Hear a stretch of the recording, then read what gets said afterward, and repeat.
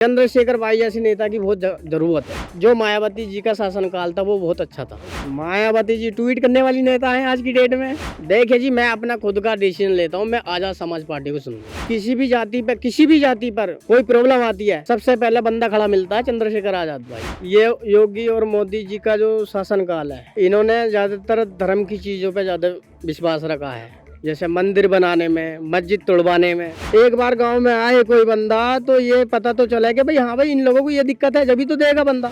जय भीम साथियों, लोकसभा चुनाव का आगाज हो चुका है। आप सभी को पता होगा। आप सभी को ये भी पता होगा कि नगीना लोकसभा क्षेत्र से हमारे सभी के बड़े भाई चंद्रशेखर आजाद ने चुनाव लड़ने का ऐलान किया है। अभी हम जिस क्षेत्र में मौजूद है, ये नगीना लोकसभा क्षेत्र का निकटवर्ती इलाका है। इस गाँव का नाम है लोधीपुर बंजारा। जो गाँव है वो अमरोहा लोकसभा क्षेत्र में आता है। अमरोहा से जो सांसद है वो बसपा पार्टी से है, कुंवर दानिश अली। अब देखिए मेरे पीछे आप देख सकते हैं बहुजन समाज के लोग। चलिए इनसे बातचीत करते हैं इस बार चुनाव पर इनकी क्या राय है। और कुंवर दानिश अली जो उनके सांसद है, कभी क्षेत्र में दिखाई दिए नहीं दिखाई दिए? क्या नाम है आपका? जी, मेरा नाम अभिषेक कुमार है। तो अभिषेक, आप क्या काम करते हैं? मैं स्टडी कर रहा हूँ अभी। स्टडी कर रहे हैं। क्या कर रहे हैं स्टडी में भी? मैंने बीएड किया है अभी और गवर्नमेंट जॉब की तैयारी कर रहा हूँ। ठीक है। योगी जी का कार्यकाल या मोदी जी का कार्यकाल किस तरीके से लिया आपने? किस तरीके से देखा? क्या बदलाव देखा क्षेत्र में, प्रदेश में, देश में? देखिए जी, ये योगी और मोदी जी का जो शासनकाल है वो शिक्षा के क्षेत्र से मेरे ख्याल से तो हटका है बिल्कुल। इन्होंने ज़्यादातर धर्म की चीज़ों पे ज़्यादा विश्वास रखा है, जैसे मंदिर बनाने में, मस्जिद तोड़वाने में। वो है कि सबसे ज़्यादा टैक्स रखने में।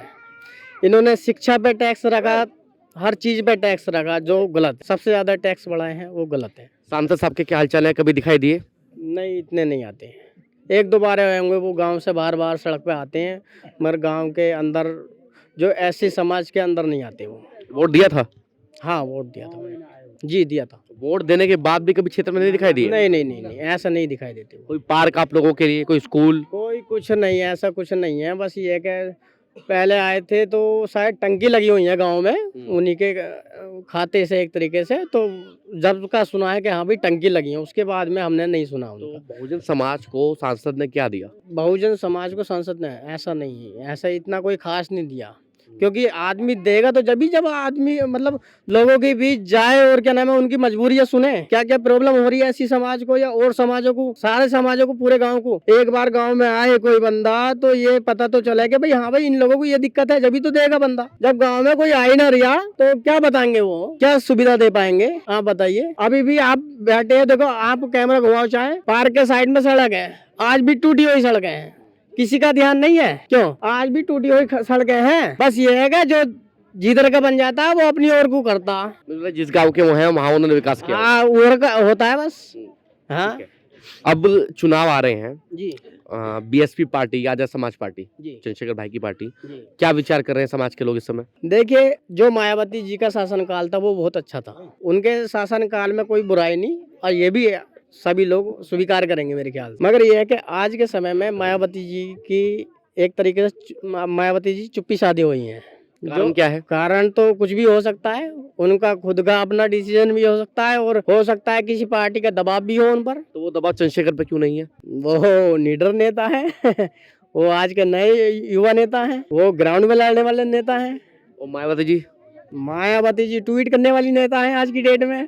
पहले अच्छी थी वो। आज की डेट में आप बताइए कि कौन सी पार्टी ऐसी है जो बिल्कुल ईमानदारी पे लड़ रही है? आप बताइए। चलो, कोई पार्टी ऐसी नहीं, कोई भी राजनीतिक पार्टी ऐसी है ही नहीं। तो बस यही है कि अगर जो छोटे समाज से आता है उसमें 1 रुपए की भी गड़बड़ है तो उसका ये दिखा देते हैं भाई घोटाला कर लिया। बड़ी और दूसरी पार्टी कर लें तो उसमें कोई नहीं कहेगा जी घोटाला करा उसमें, है नहीं। मैं नहीं जानिए।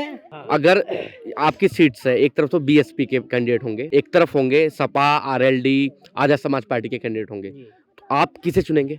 देखिए जी, मैं अपना खुद का डिसीजन लेता हूँ, मैं आजाद समाज पार्टी को सुनूंगा, चंद्रशेखर भाई की पार्टी। मायावती जी को क्यों नहीं? क्योंकि आज के समय में चंद्रशेखर भाई जैसे नेता की बहुत जरूरत है, क्योंकि वो ग्राउंड लेवल पे काम करने वाले बंदे हैं। कोई भी दुख हो, किसी भी जाति पर कोई प्रॉब्लम आती है, सबसे पहले बंदा खड़ा मिलता है चंद्रशेखर आजाद भाई। आप सभी लोगों ने वाक्य सुना होगा, मध्य प्रदेश की बात है, जो मायावती के जो भतीजे हैं उनसे जब मीडिया वालों ने सवाल किया तो उन्होंने कहा कि चंद्रशेखर आजाद कौन है, इन सब लोगों के लिए हमारे पास समय नहीं है। जब आपने बयान सुना तो कैसा प्रतीत हुआ, कैसा फील हुआ आपको बयान सुनकर?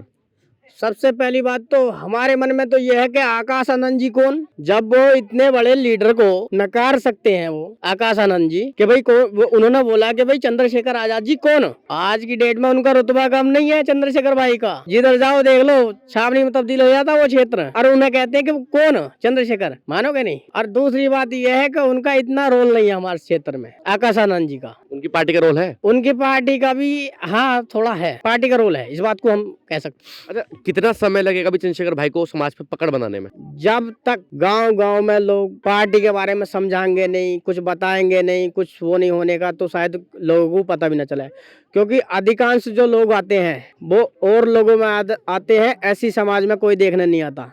ये हर गांव की कहानी है। एससी समाज, एसटी समाज या और भी निचले तबके के जो लोग हैं उनमें कोई बताने वाला या वैसा नहीं आता, बस खाली इलेक्शन पे आते हैं और एससी एसटी को हिंदू बना के चले जाते हैं बस।